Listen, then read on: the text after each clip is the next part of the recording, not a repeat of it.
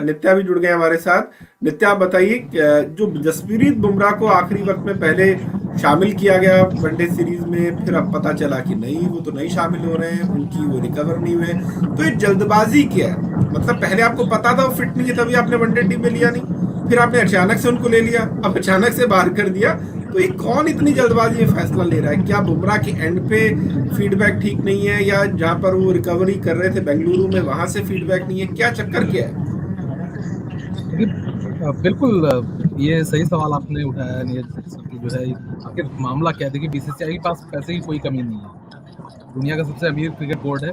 और पिछले अगर 2019 के बाद से देखें तो करीब 6 से 7 बार जो है जसप्रीत बुमराह चोट की वजह से या तो सीरीज के बाहर हो चुके हैं, या फिर जो है सीरीज के बीच में टीम का हिस्सा थे और चोटिल हुए फिर चले गए। ठीक है। और पिछले साल भी हमने देखा कि जो है साउथ अफ्रीका और ऑस्ट्रेलिया के खिलाफ सीरीज का वो हिस्सा थे, कुछ ऐसी एंट्री हुई थी उनकी, और सिर्फ 2 मैच खेलकर वो ऑस्ट्रेलिया के खिलाफ वापस निकल गए T20।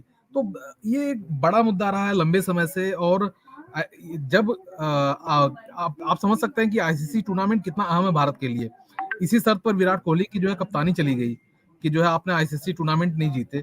और दूसरी तरफ जसप्रीत बुमराह जैसा जितना अहम गेंदबाज, आपका जो है बैकबोन मैं कहूंगा, वो जो है आईसीसी टूर्नामेंट में नहीं खेल पाता है या एशिया कप में नहीं खेल पाता है, भारतीय टीम फाइनल में जगह नहीं बना पाती है। और दूसरी तरफ ऑस्ट्रेलिया में सेमीफाइनल में जो है इंग्लैंड के खिलाफ 10 विकेट की हार, ये दूसरी 10 विकेट की हार थी आईसीसी टूर्नामेंट में।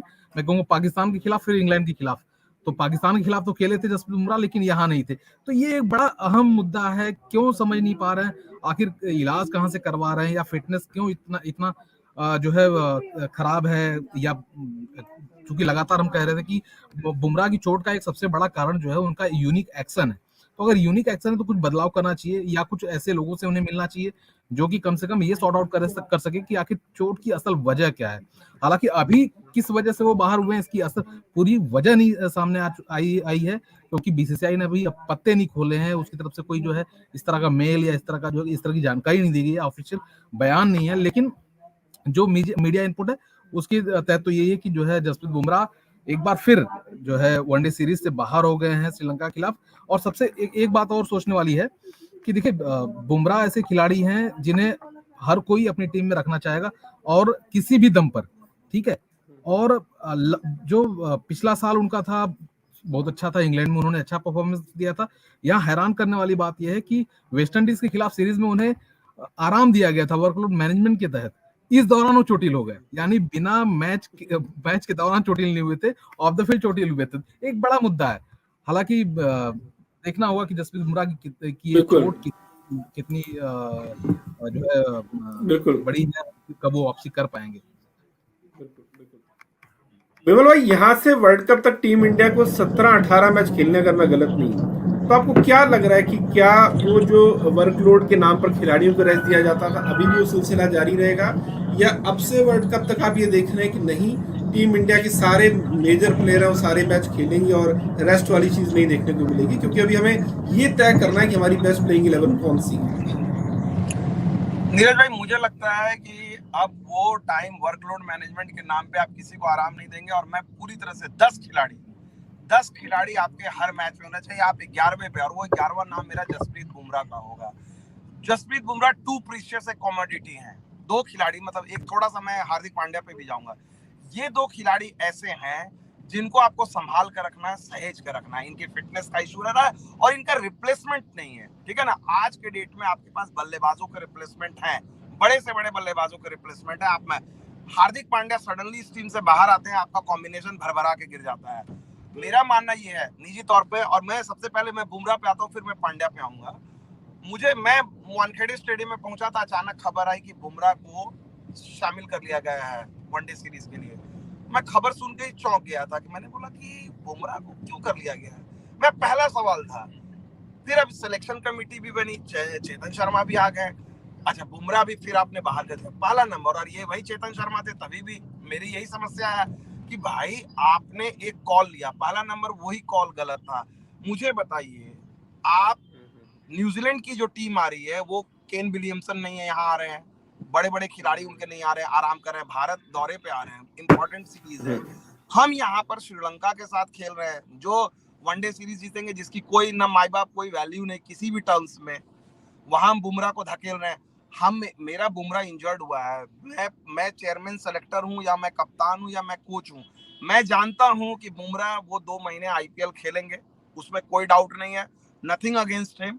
अब बुमराह को क्या खेलना चाहिए? बुमराह को ऑस्ट्रेलिया के साथ 4 टेस्ट मैच जो है वो इंपॉर्टेंट है, इवन इफ इंडिया में हो रहे हैं। तो मेरी प्रायोरिटी, मैं अगर हेड कोच हूं, मैं चयन करता हूं, चीफ सेलेक्टर हूं, चेतन शर्मा हूं, मैं बोलूंगा यार मुझे बुमराह जो है ना ऑस्ट्रेलिया के साथ बॉर्डर गावस्कर ट्रॉफी में 4 टेस्ट मैच खेलने हैं। हो सकता है back to back test matches है, 4 नहीं तो कम से कम मैं उनको वर्कलोड मैनेजमेंट पहला टेस्ट मैच मैं खिलाऊंगा जहां पर कंडीशंस वैसे हैं, धर्मशाला में मैं उन्हें को खिलाऊंगा, मैं नागपुर खिलाऊंगा, हो सकता है मैं दिल्ली ना खिलाऊं, या हो सकता है मैं अहमदाबाद क्योंकि उनका होम ग्राउंड है वहां वो खेलेंगे। मेरी चॉइस ये होगी और मैं क्लियर कट रहूंगा, मैं बुमराह को न्यूजीलैंड के खिलाफ वनडे, श्रीलंका के खिलाफ T20, न्यूजीलैंड के खिलाफ T20 में सोचूंगा ही नहीं। और बुमराह को मैं जब ऑस्ट्रेलिया के खिलाफ ला रहा हूँ टेस्ट सीरीज से पहले, मैं बोलूंगा तुम गुजरात के लिए एक फर्स्ट क्लास गेम खेलो। जब आप फर्स्ट क्लास गए, और ये रूल था, मुझे तो समझ में नहीं आ रहा इंडियन क्रिकेट में ये रूल कब बदल गया, कैसे बदल गया। पुराने टाइम से ये चला रहा था, जहीर खान भी जब आए थे, जहीर खान ने भी अपनी फिटनेस प्रूव की थी इंग्लैंड में जाके 2 महीने। जहीर खान कोई छोटे गेंदबाज तो थे नहीं, जहीर खान को जब टीम से निकाला गया था, इंजरी का उनका इश्यू आ रहा था, वो इंग्लैंड जाके उन्होंने 2 महीने क्रिकेट खेली। कोई भी खिलाड़ी है, आप बुमराह भी हैं तो बुमराह के लिए भी कोई रूल अलग नहीं होंगे। बुमराह को भी आगे आप फिट हो गए हैं, आप फर्स्ट क्लास क्रिकेट में जाइए, जरूरी नहीं कि गुजरात के आपको 200 ओवर डालने, गुजरात के लिए क्या डे मैचेस खेलते हैं, आपको 20-20 ओवर, 25 ओवर, 40 ओवर, 40 ओवर डालेंगे, आपको पता होता है। लेकिन ये मुझे लग रहा है कहीं ना कहीं यहाँ पर, इससे मैं बार बार बोलता हूँ कि चेयरमैन ऑफ जो सेलेक्टर्स हैं चेतन शर्मा, और इसलिए ऐसे कॉल्स में बात आती है सिलेक्शन कमेटी की, और यहाँ पर तब लोग डिबेट करते हैं कि भाई ये सिलेक्शन कमेटी कॉल है। अब ये तो मैं अगर कप्तान हूँ या मैं कोच हूँ, मैं तो चाहूंगा कि बुमराह मेरे साथ हर समय प्लेइंग 11 में रहे, लेकिन आपको बिग पिक्चर, भाई आप सबको पता है ना, वर्कलोड मैनेजमेंट तो यही लोगों का करना है ना। बिल्कुल बिल्कुल। और आप कह रहे हैं कि थोड़ा सहेज के आपको, क्योंकि आपके लिए एसेट है ऐसे खिलाड़ी, तो आपको खुद उनको सहेज के रखना है, उनको बड़ा संभाल के इस्तेमाल करना है कि कहीं भैया जब जरूरी मौके आए तो उससे पहले कहीं ये लोग खर्च ना हो जाए या एग्जॉस्ट ना हो जाए।